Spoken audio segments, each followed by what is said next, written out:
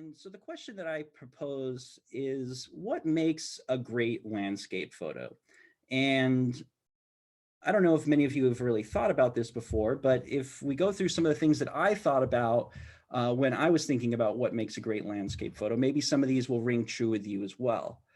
One of the things that's really important to me, and I think in most landscape photos, is depth.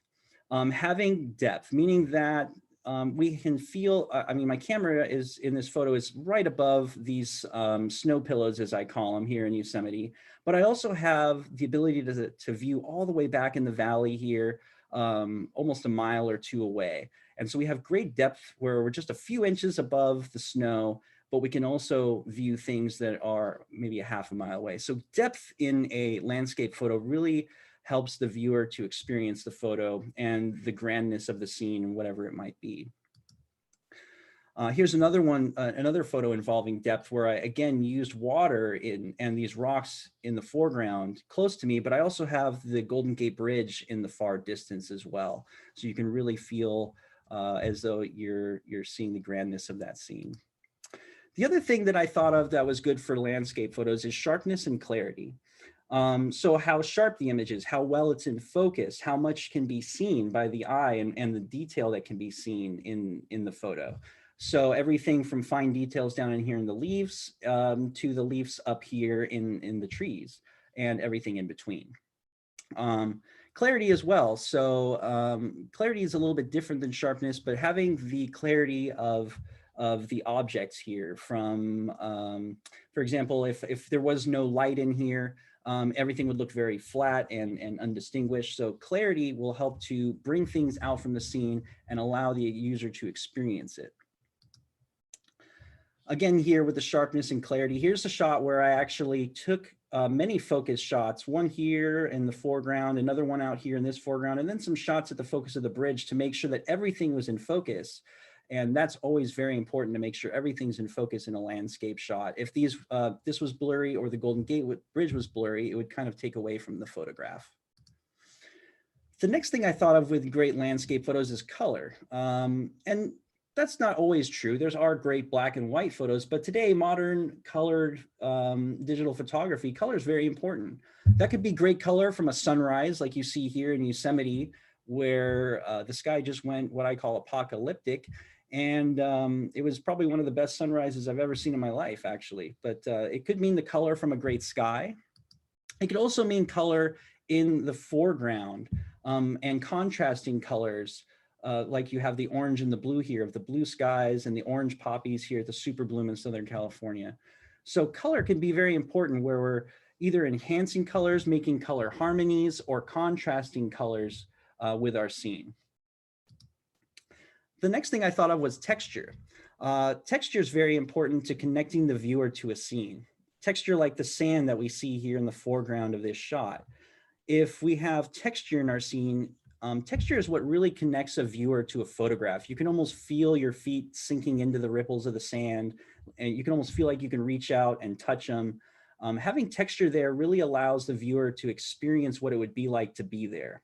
And so when you involve texture in your photographs, and good landscape photos will involve texture, it really helps to connect that viewer to what you experienced and what was there. Or if we want to take away texture, that might be a distraction. So for example, here I did a long exposure on the water of the Merced River here in Yosemite with Vernal Falls. But I took a long exposure to get rid of the water texture so that you were more focused on the trees and the rocks and where the water was flowing, and less on the textures of the water. And also the clouds kind of blurred a little bit here, allowing the viewer to be more focused on what I wanted them to be, which is the waterfall and how it runs through the scene and the light back here. So some photos you may want to enhance texture, and some photos you may take away texture, but texture is important in landscape photos. The next thing that's important is the subject or the focal point. Having a good subject is really what makes a good photograph. For example, I have got the lupines here in my foreground, and we're almost sitting down in them. But we also have this nice tree in the background with the sun star coming through, making you feel that spring day, that spring sunset. But focal point, so I'm really, when I say focal point, I'm meaning, where are you focusing the viewer on? So I'm not focusing the viewer on the sun star so much. That's kind of a second additive, but really I'm focusing the viewer on the foreground here and the lupines, because that's really what we were highlighting here with the photograph. So choosing a good focal point or subject is important, such as here, where I'm highlighting the barrel cactuses in the Alabama hills and making that a main focal point to the Milky Way as well. But here I'm highlighting a good focal point here and a good subject to connect the viewer to it. Sky. So sky to me is very important in landscape photos. Not always. There's all sorts of landscapes that don't involve a sky, where you may be taking what they call an intimate landscape that doesn't involve a sky, and you're zoomed in on something and paying attention to that only. But most landscape photos that most people start taking are wide field, or they involve a sky. So having clouds in the sky is very important to a photo. For example, this long exposure here would not have been that interesting if we didn't have any clouds in the sky. Sure, the ocean would have looked nice and blurred and very interesting, but we would have just had a bare sky and it really would have not looked as good. So having a good sky is very important, not only to photography or long exposure, but photography in general. Here, having a sky really helped to frame the dunes. If it was a blue sky, the eye would have been immediately distracted by that blue sky and looked immediately up here, where I wanted the viewer to lead into the photo from the bottom and use these lit textures here to slide along the curves of the dunes and out here. So I wanted the viewer to be focused here. And the sky kind of helped me to frame that in a way that really pushes the eye down into the light and into the main subject. So sky is very important to really create texture in the sky as well. Or clouds are very important to create a sky and texture up there, which really enhances a landscape photo. Another thing that most people don't think about, but should and probably look for more often, is atmosphere. Here's a shot of El Capitan with all sorts of atmosphere around it.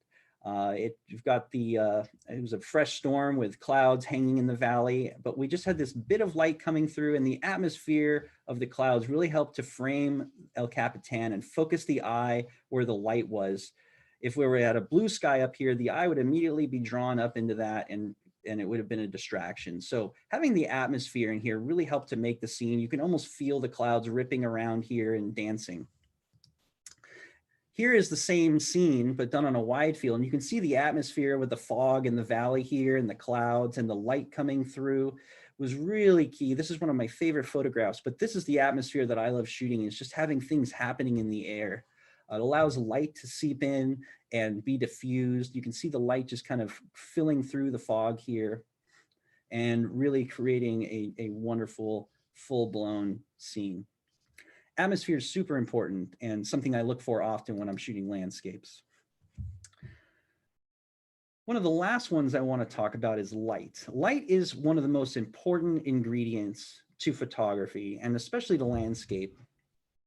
Some light may be better than others, obviously.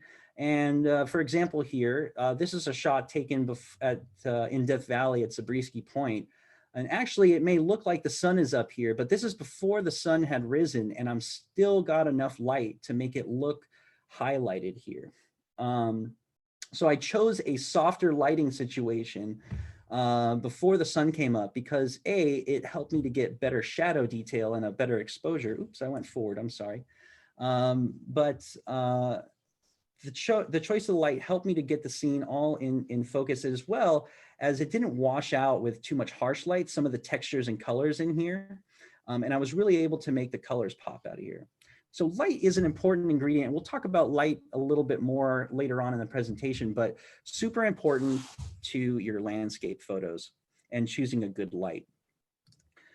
Here I chose a light in the afternoon that was shining onto the hillsides here, and it was actually a little bit of dappled light. This is one of the California super bloom spots out in the California Valley.